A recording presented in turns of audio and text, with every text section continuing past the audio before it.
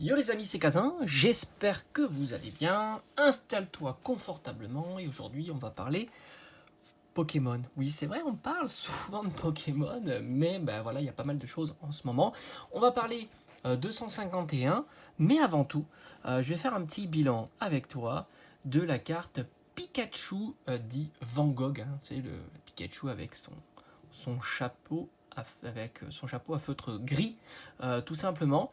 Et bien, comme j'avais pu vous en faire une vidéo il y a quelques, alors je pense qu'il y a quelques semaines maintenant, depuis la sortie de cette carte-là au musée, et bien force est de constater que la carte ne fait que de diminuer. Et bah, c'était un petit peu ce que j'avais prévu puisqu'elle était sortie donc au musée, elle était obtenable au musée via un questionnaire. Tu pouvais aussi la voir, enfin, je t'invite à regarder la vidéo si tu veux plus de détails en tous les cas de cette carte-là. Mais en tous les cas, il y a énormément de personnes qui la proposent à la vente. Et si tu la veux vraiment maintenant, je te conseille de l'acheter tout simplement où il y a le musée, aux Pays-Bas, quitte à payer un petit peu plus cher les frais de port, mais ça marche très bien. Alors il y a certains viewers qui m'ont dit que dans certainement sociétés, boutiques indépendantes aux Pays-Bas, tu peux la trouver pour 70 €, mais disons sur les plateformes plus classiques que l'on a avec nous, on peut la trouver plutôt aux alentours de 90 €. Et franchement, son prix ne fait que diminuer. Quand j'avais fait la vidéo, je crois qu'elle était plutôt vers les 130 ou 150 €. Et elle ne fait que diminuer. Et surtout, ce qui est assez intéressant, c'est que les quantités sont astronomiques. Mais quand je te dis les quantités sont astronomiques, c'est vraiment astronomique. Il y a des personnes qui en ont une trentaine qui la proposent à 110 €. Et puis si tu regardes les prix, évidemment tout ça est très concurrentiel. Les gens qui vont la chercher par les différentes possibilités veulent la revendre tout de suite. Et ben qu'est-ce qui se passe? Et ben voilà, tu es confronté à la concurrence, et ben les prix ne font que diminuer. Ce qui est logique, si personne ne la mettait sur le marché quand elle est trouvable au musée, tu verrais que les prix seraient plus élevés. Mais bon, tant mieux. Tant mieux que la carte se casse la figure. Moi, je m'étais toujours dit qu'à 50 €, je l'achèterais tout simplement. Dans tous les cas, je la regarde régulièrement et il n'y a pas de quoi s'affoler. Encore une fois, elle ne fait que diminuer. Et si je devais l'acheter, ça serait à l'étranger parce que c'est là où on trouve les prix les plus intéressants. Et pour moi, il n'y a pas de souci d'acheter à l'étranger. Dès l'instant que tu es sur des sites de confiance, tu mets avec un petit suivi et puis voilà, le tour est joué. La parenthèse est terminée. Si tu veux vraiment plus de détails sur cette carte-là, je t'invite à regarder ma vidéo sur la Pikachu Van Gogh avec son chapeau à feutre gris. J'aime bien, je trouve c'est assez rigolo comment ils l'ont appelé. Après, à voir si un jour on la voit en version française, cette carte-là, dans un coffret. Ça, franchement, c'est des informations que je n'ai pas, mais ça serait pas surprenant. On a déjà vu par le passé des cartes japonaises qui sont distribuées par la suite dans des coffrets. À la base, il n'y a pas de coffret dans les cartes au Japon, et c'est vrai que les cartes qui sont données, par exemple, pour l'achat du jeu, ou des choses comme ça, le jeu vidéo sur Switch, se retrouvent chez nous dans des coffrets. Donc là, à voir, mais personnellement, je pense pas, puisque c'est une collaboration entre Pokémon et le musée, mais on va dire tout est possible.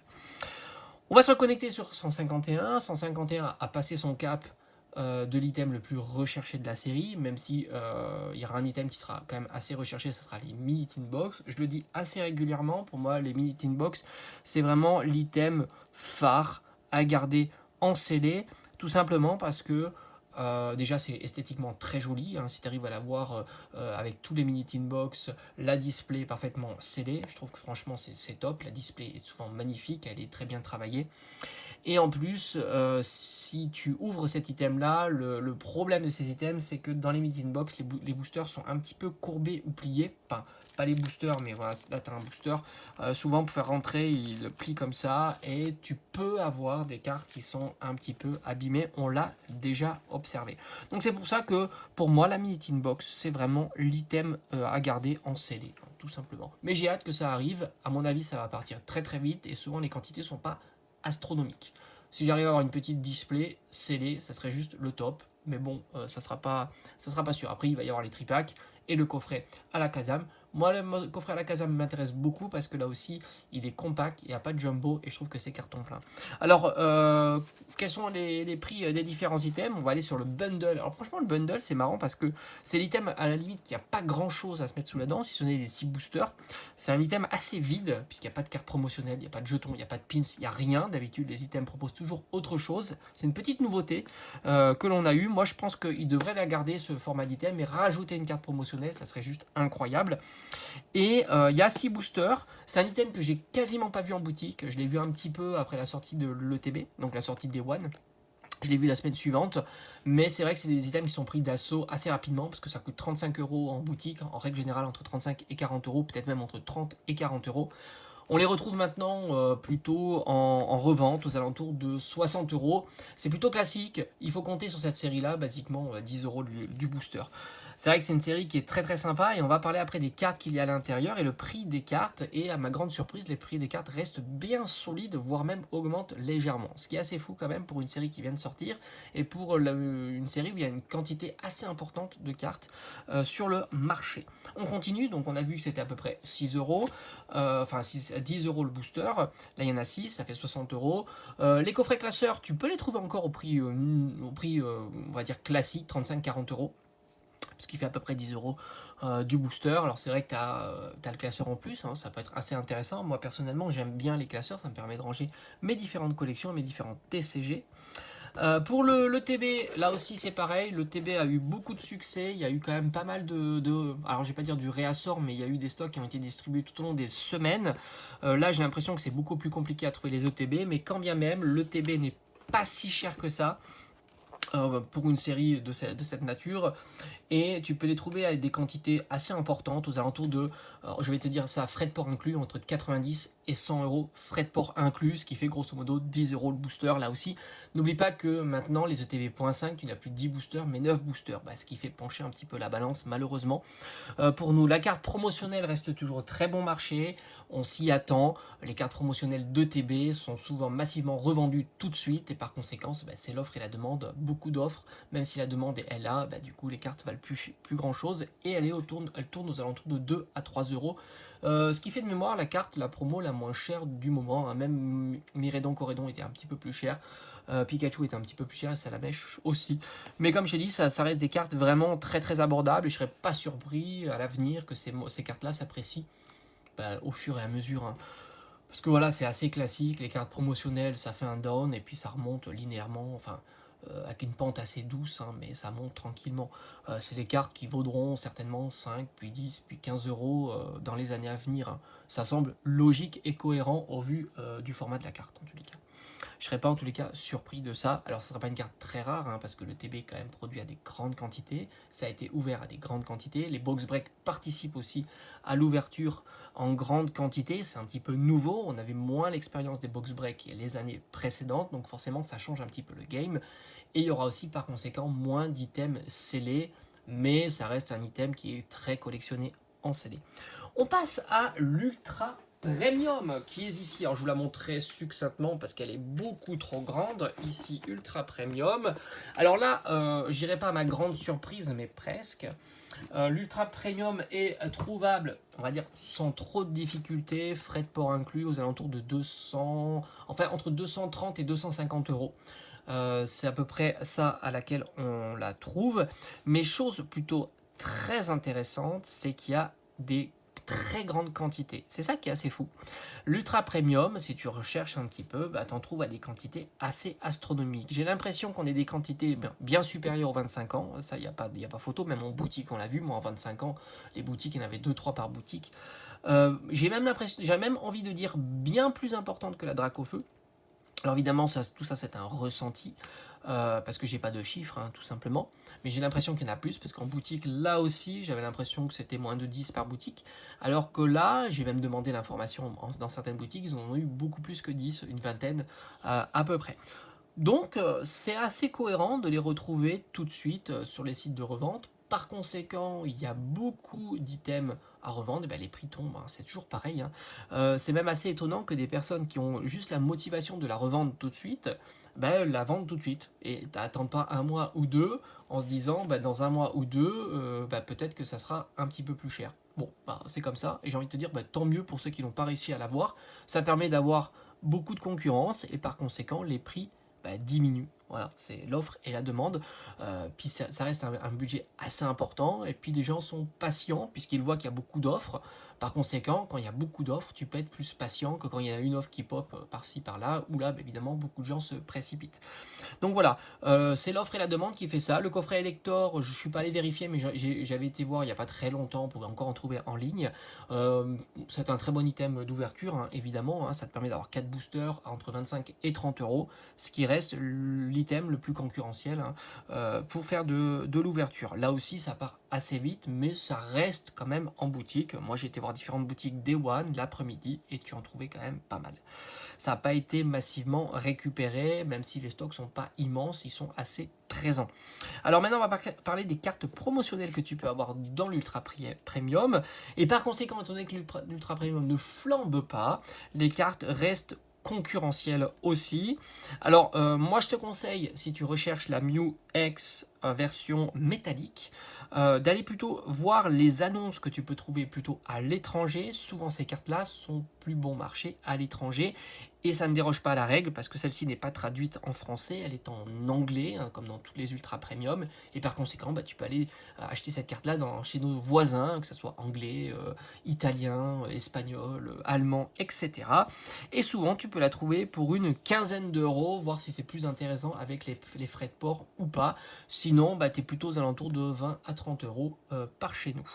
On continue avec la version AR de Mewtwo, que je trouve vraiment très très belle. C'est une carte qui vaut aux alentours d'une trentaine d'euros. Alors, j'ai envie de te dire, ça reste assez cher pour une AR, mais force est de constater que les AR de cette série-là sont chers. C'est un petit peu nouveau. On avait déjà vu des AR assez chers, hein, il suffit de regarder pas très très loin, EV2 par exemple, où tu avais le Magikarp, mais Magikarp fait figure d'exception parce qu'elle est vraiment très très chère. Mais sinon, tu pourrais regarder tout simplement Raichu, Tyrannosif, ce sont des cartes qui valent plus de 30 euros la AR. Donc rien de surprenant sur des Pokémon qui sont très populaires. Mewtwo est un Pokémon très populaire, la carte elle est réussie.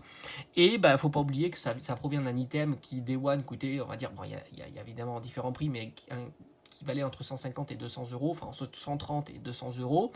Donc forcément, c'est un certain prix. Certains n'ont pas envie d'ouvrir les boosters de cette série-là, ils préfèrent acheter les cartes. Grosso modo, les 3 cartes, tu peux les trouver pour 100 euros. La plus chère, et ça, on s'y attendait, c'est la SAR, ne serait-ce par son format, mais aussi par le Pokémon Mew. Je pense que Mew est légèrement plus cher et plus populaire que Mewtwo. Elle est plutôt très réussie, c'est une magnifique carte. Et là, tu es aux alentours d'une quarantaine d'euros. Et c'est vrai que certains les vendent en package de 100 euros. Voilà, tout simplement. Après, n'oublie pas que tu as les frais de port à rajouter. Ça peut être intéressant d'avoir les 3 d'un coup ou pas, hein, si tu préfères tout simplement acheter l'Ultra Premium et profiter des 16 boosters qu'il y a à l'intérieur, hein, tout simplement. Donc c'est vrai que les 3 cartes n'ont pas explosé, ça semble cohérent, même si je pensais qu'elles allaient être un petit peu plus chères. J'aurais vu plutôt une cinquantaine d'euros pour... alors, celle qui je pensais vraiment beaucoup plus chère, c'est la carte métallique. Parce que c'est vrai que l'avoir à l'étranger à moins de 15 euros, enfin une quinzaine d'euros, ça reste vraiment bon marché. Surtout qu'elle est souvent en état. Alors bien sûr, il faut faire attention, hein, les prix peuvent varier parce qu'il peut y avoir des défauts sur la carte. Donc ça, il faut faire très attention. Il ne faut pas non plus se précipiter par rapport à l'offre. Il peut y avoir des défauts sur ces cartes-là. Mais si tu l'avais comparé avec la Pikachu était aux alentours de 35 euros. Je ne parle pas de la Dracofeu qui fait figure d'exception. À voir à l'avenir si ça va continuer à descendre ou pas. Après, on est sur une quinzaine d'euros la carte métallique. Je pense pas aller plus bas, enfin je pense pas que ça ira plus bas, mais c'est qu'un avis personnel, hein. Tout est encore possible. On est dans un moment où les comparaisons n'est pas raison.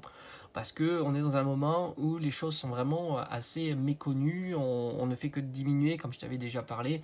Même les alternatives ont énormément chuté, hein. Il suffit de regarder les alternatives de Pokémon non populaires à 20 ou 30 euros. Un Duralugon Évolution Céleste, c'est 25 euros. Pourtant, elle est quand même très très compliquée à avoir et ça n'a rien à voir avec le taux de drop, hein, tout simplement. La Noctali, elle est à 800 euros, bah, même si elle est même admettons qu'elle est 2 fois plus compliquée que la Duralugon, il y a un facteur qui est juste colossal. Donc c'est juste l'offre et la demande et non pas le pull rate, hein, tout simplement, de ces cartes-là. Donc on est un petit peu à l'inconnu de savoir comment ça va évoluer. Peut-être qu'un jour ça va repartir à la hausse, mais vraiment explosif. Mais quand tu vois EV1 par exemple, avec du garde-voir que tu peux trouver à moins de 30 euros, ça reste ultra bon marché. Hein, faut pas non plus se voiler la face. Ça faisait bien longtemps qu'on n'avait pas vu ce genre de tarif. Et puis alors je te parle même pas de EV3, hein. Franchement, Flab Obsidienne, t'as je crois que c'est Roux Carnage en SAR, bah, allez cadeau, hein, je crois que c'est 15 euros. Hein. Bon, bref. Les AR sont vraiment assez chers. Hein. Le Pikachu, comme je t'avais fait une vidéo en début de série, on pouvait le trouver à 35 euros. Là, on est plutôt aux alentours de 40 euros, mais ça varie aussi. Tu peux avoir quelques petites offres. Je suis en train de regarder, non, c'est sur la sleeve. Tu peux trouver quelques petites offres à 35 euros, mais ça part assez vite. C'est assez soutenu, hein, sur ces cartes-là. Et on est plutôt aux alentours de un bon 40 euros. Mais même les autres, hein, les starters, Salamèche, Carapuce, Florizard, Bulbizarre, Carabaf, même Reptincelle et tout ça, ce sont des AR qui sont relativement chères. Elles sont plutôt aux alentours d'une trentaine d'euros.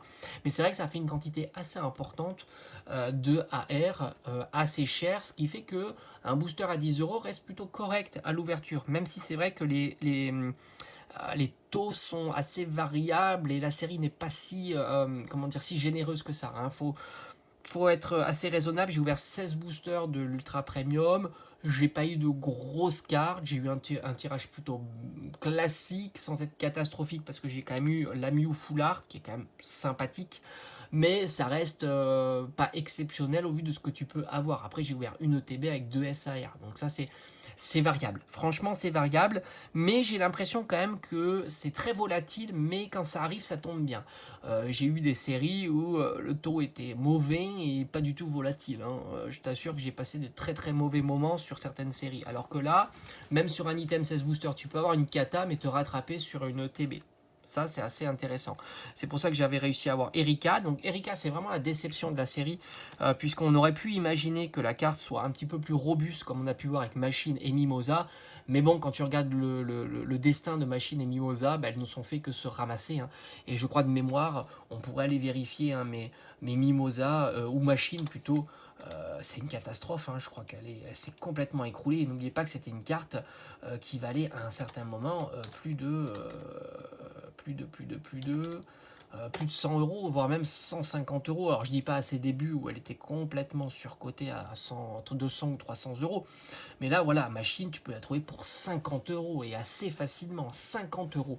Elle, c'est pareil, mais tout de suite, elle s'est fixée aux alentours de 40 euros. Hein, quoi. Voilà, décidément, ces cartes-là, ben, maintenant, on connaît un petit peu les tendances. On sait que ben, c'est plus la peine de passer par la case haute. Ça diminue tout de suite. Les SAR restent quand même assez robustes. Hein, je suis assez surpris. Hein. J'aurais cru que les SAR allaient diminuer. Alors, le Alakazam a un petit peu plus diminué que les autres. Le Elector se situe toujours aux alentours de 80 euros. Le Tortank aux alentours de 60-70 euros. Alakazam, on est plutôt aux alentours d'une soixantaine d'euros. Mais c'est vrai que ça reste assez robuste. Il y a beaucoup de. Dès que les prix des offres diminuent, ben, c'est rapidement acheté. Et puis, du coup, ben, voilà, ça remonte. Hein. Il y a cette tendance un petit peu très soutenue sur cette série-là. Alors, ça peut s'expliquer aussi parce qu'il va y avoir en début novembre Faille Paradox. Faille Paradox risque d'intéresser beaucoup moins de monde et les gens préfèrent ne pas mettre de l'argent sur cette série-là et plutôt mettre de l'argent sur 151, quitte à payer les boosters plus chers ou les cartes un petit peu plus chères. Le Dracofeu est robuste mais n'est pas à un prix délirant. On est aux alentours de 150 à 160 euros. Les cartes sont chères, surtout les cartes, on va dire, plus classique que le Dracofeu qui enflamme souvent les choses. Mais c'est vrai que c'est une série qui est plutôt intéressante à ouvrir, même à des prix de booster aux alentours d'une dizaine d'euros, parce que bah, tu peux te rattraper avec différents tirages, hein, que ce soit les SAR, les AR, même certaines full art sont encore très chères, hein. Le Mew full art est aux alentours d'une trentaine d'euros, le Dracofeu full art est aux alentours d'une cinquantaine d'euros. Ça reste des prix qui sont robustes et on voit pas d'inflexion. Et quand, comme je te dis, quand les prix sont un petit peu en train de diminuer, c'est vite acheté, ça remonte, hein. On peut avoir en tête le Giovanni avec Persian. C'est une carte qu'on a pu voir de temps en temps à 16-17 euros, et puis très rapidement ça remonte plutôt à 20-25 euros. Donc voilà, il y a pas mal de tensions sur cette série-là. Pourtant, en plus, on sait qu'on va y avoir d'autres items qui vont arriver. Ça, on le sait, hein, ça sera pour fin octobre, dont du tripack et du coffret à la Kazam. Donc des quantités qui vont certainement être plus importantes. Donc voilà, pour l'instant, la tendance, elle est comme ça. Elle est, je dirais pas surprenant, mais disons que c'est une série qui est, on va dire, qui se singularise par rapport aux autres séries. Mais attention, on peut voir des choses arriver d'ici les semaines à venir. Tout est encore possible. Il n'y a non plus rien d'exceptionnel. Il y a des cartes qui ont diminué, il y a des cartes qui restent stables, etc. Mais c'est vrai que les X, certaines Full Art, certaines AR et SAR sont vraiment beaucoup plus chères qu'à l'habituel. Même des X, hein, faut pas non plus sous-estimer ça. Tu as des X qui sont un peu plus chers que ce qu'on avait l'habitude de voir sur ces formats de cartes-là. Enfin, en tous les cas, c'est une série très intéressante. Moi, pour Faille Paradox, il y a quelques cartes qui m'intéressent, puis j'ai hâte de découvrir l'entièreté de la série pour voir un petit peu les SAR et les AR. Mais c'est vrai que d'emblée, là, comme ça, je sais qu'il y a des cartes que j'aimerais bien avoir, dont le Groudon ou d'autres, hein, tout simplement, qui iront compléter ma collection. Voilà, j'ai fait le tour de 151. Bon, toujours très intéressant, 151. Je peux pas vous dire si ça va baisser ou pas, hein. C'est quelque chose dont j'ignore, hein.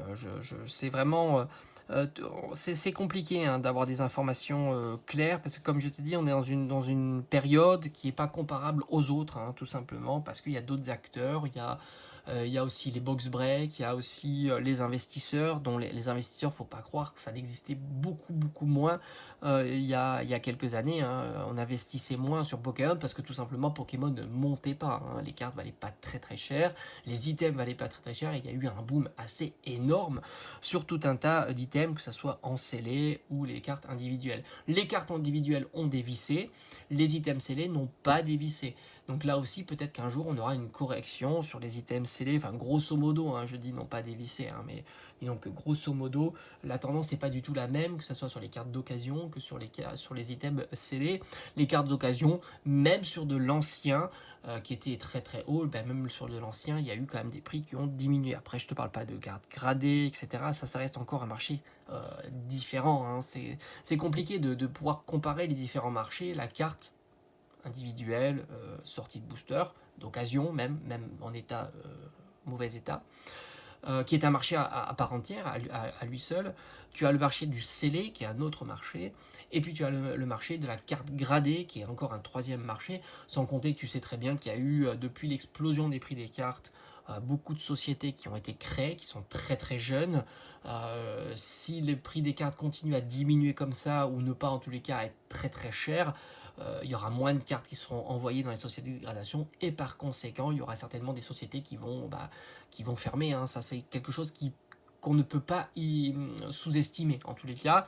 Et par conséquent, puis il y a eu aussi l'ouverture de PSA à toutes les cartes françaises, alors qu'avant PSA ne gradait que des sets de base édition 1, il me semble, et depuis peu il grade un petit peu tous les types de cartes, et par conséquent là aussi ça a un petit peu bouleversé la mécanique. Donc en tous les cas, toutes ces mécaniques là sont assez différentes. Le prix des cartes à l'occasion diminue, ça tu l'as vu, hein, on l'a vu sur différentes séries, même sur des séries plus anciennes, même sur des séries où il y a de la hype, même sur des formats de cartes qui sont habituellement très prisés comme les alternatives. Les alternatives dévissent aussi différemment suivant les Pokémon, mais tu peux avoir, il suffit de regarder le Zarbi. Le Zarbi alternatif, c'est une carte que tu peux trouver maintenant aux alentours de 50 euros, alors qu'à une époque il était bien installé aux alentours d'une centaine d'euros. Donc divisé par deux le prix du Zarbi, c'est assez colossal. Je vais quand même regarder si je te dis pas de bêtises, mais il me semblait que le Zarbi, c'est une carte qui est au demeurant vraiment réussie, alternative, magnifique, Mais voilà, bah, je dis même une bêtise, tu peux le trouver aux alentours d'une quarantaine d'euros. Et elle ne fait que de diminuer. Donc tu t'aperçois que même des Pokémon sont assez populaires, Zarbi est quand même un petit peu emblématique de la série Pokémon, et ben ça se casse la figure. Voilà, et si tu compares les prix il y a un mois, il y a 2 mois, eh ben, ce ne sont pas les mêmes. Ça bouge beaucoup et ça bouge surtout dans le sens de la diminution. On appelle ça de la déflation, et ce qui est un petit peu terrible parce que les gens n'achètent pas et plus il y a les gens, moins les gens achètent et plus il y a de la déflation si tu as envie de te séparer de ta carte. Mais je pense qu'il y a des bonnes affaires à faire, évidemment. Ah, le Zarbi, franchement, à 40 euros, je suis en train de réfléchir en même temps que je te parle, de dire, mais ça me tente bien d'aller acheter cette carte-là, mais comme on est nombreux à se dire, bah, peut-être que dans un mois, bah, elle sera à 30 euros. Est-ce que je suis pressé à avoir cette carte-là? Non. Il y a quand même beaucoup d'offres. Et il y a certainement des gens qui ont envie de tout simplement la vendre. Donc le marché est assez compliqué en ce moment. J'ai l'impression que si tu veux moins prendre de risques, va plutôt sur du scellé, c'est quelque chose d'assez robuste. Le scellé, que ce soit sur les boosters individuels, surtout sur du XY, qui a tendance à bien s'apprécier avec le temps. Mais j'ai envie de te dire, des boosters comme ça, scellés, ça peut être aussi très intéressant quand on voit que du voltage éclatant, bah, on en trouvait il n'y a pas très très longtemps, et que maintenant c'est des boosters qui valent plutôt une quinzaine d'euros, alors que tu pouvais les trouver pour 5 à 6 euros, bah, tu as plus qu'un x2, bah, c'est quand même assez fou sur ces séries-là. Moi, je pense que c'est 151 à l'avenir, ça sera une série qui vaudra au moins entre 10 et 15 euros du booster. Donc fais ton petit calcul. Ça, c'est un item que j'aime beaucoup, encore une fois, à garder en scellé, parce que c'est vrai qu'on me pose souvent cette question-là. Qu'est-ce que tu vas garder en scellé? Mais moi, comme je t'ai dit, maintenant, j'optimise aussi la place et l'esthétique de l'item. Et puis, les boosters qu'il y a à l'intérieur, il y en a 6. L'esthétique est super réussie. On a le Mew comme ça qui est magnifique, avec tous les Pokémon qui sont dessinés. Et là, tu as un item qui prend vraiment pas de place. Le TB pour moi c'est un cauchemar, ça prend beaucoup trop de place, tout comme les coffrets, je trouve ça horrible aussi à garder en scellé parce que ça prend beaucoup trop de place, sans compter qu'ils font des coffrets avec différentes tailles et c'est encore pire quoi. C'est vrai qu'on s'égare un petit peu dans la vidéo, mais c'est intéressant aussi de parler avec vous de tout ça. Quand tu as des coffrets qui font différentes places, tu peux pas bien les mettre dans ton armoire et c'est assez compliqué. C'est pour ça que j'ai plutôt m'orienté sur des boosters individuels, c'est pour ça que j'ai pas du tout hésité pour ouvrir mon coffret Absol dont les boosters se baladaient, c'était juste horrible, hein, t'abîmes tout en plus quand tu le manipules. Et aller aussi sur des items comme ça, petit format, c'est pour ça d'ailleurs que je vais regarder de très près le coffret Alakazam qui proposera 4 boosters à l'intérieur. Si je peux le trouver à 25 euros, bah, c'est juste génial. Et il aura un format qui est beaucoup plus adapté à la conservation de ma collection en scellé. Voilà, moi je trouve que je vais plus me focaliser sur ce type d'item. Et quand tu vois du Zénith Suprême avec des coffrets énormes comme le coffret Pikachu ou le coffret Morpeko, alors oui je sais il y a le playmat, il faut le caser, c'est vrai. Mais c'est pour ça que c'est des items que je ne vais plus garder dans ma collection. Et c'est pour ça d'ailleurs que des items comme ça, c'est sûr, c'est des belles pièces à avoir encellées, mais en même temps, ce sont des pièces qui prennent beaucoup trop de place. Comme je t'avais dit dans une de mes vidéos précédentes, normalement, je devrais avoir un autre Ultra Premium, ça m'en fera 3. Je te tiendrai informé et puis on va se faire une petite ouverture aussi de l'Ultra Premium tout simplement parce que voilà je peux pas me permettre de garder tout en scellé, ça prend beaucoup trop de place, mais pourquoi pas se faire une petite ouverture ou une moitié d'ouverture et voir si on pourra mieux démarrer que la fois précédente. Allez, j'espère que cette petite vidéo, enfin non cette grande vidéo t'aura plu et puis on se donne rendez-vous comme d'habitude, hein. On fera des petites ouvertures, des choses comme ça, très sympathiques. Et puis je te parlerai un petit peu de Faille Paradox quand j'aurai des informations sur l'intégralité de la série. Et je te dirai un petit peu les cartes qui m'intéressent. Et puis n'hésite pas moi aussi à me partager les cartes qui t'intéressent à collectionner. Mais c'est vrai que cette série-là, Faille Paradox, j'ouvrirai peut-être une ETB de chaque. J'ai hâte de voir la carte promotionnelle, j'espère que ce ne sera pas cas d'oiseau. Une ETB de chaque et puis peut-être un tripack, enfin voilà, quelques items. En tous les cas, en scellé de cette série là, je vais uniquement garder les boosters individuels et peut-être même me concentrer sur des illustrations qui me plaisent, hein, tout simplement quand j'aurai le visuel entre les mains, hein, tout simplement. Allez, je te dis à bientôt. Si tu es encore là dans la vidéo, n'hésite pas à me mettre un petit message pour me dire j'ai regardé l'entièreté de la vidéo. Je sais que c'est assez long et assez contraignant. Voilà, allez, je te dis à bientôt. Merci d'avoir regardé la vidéo et ciao.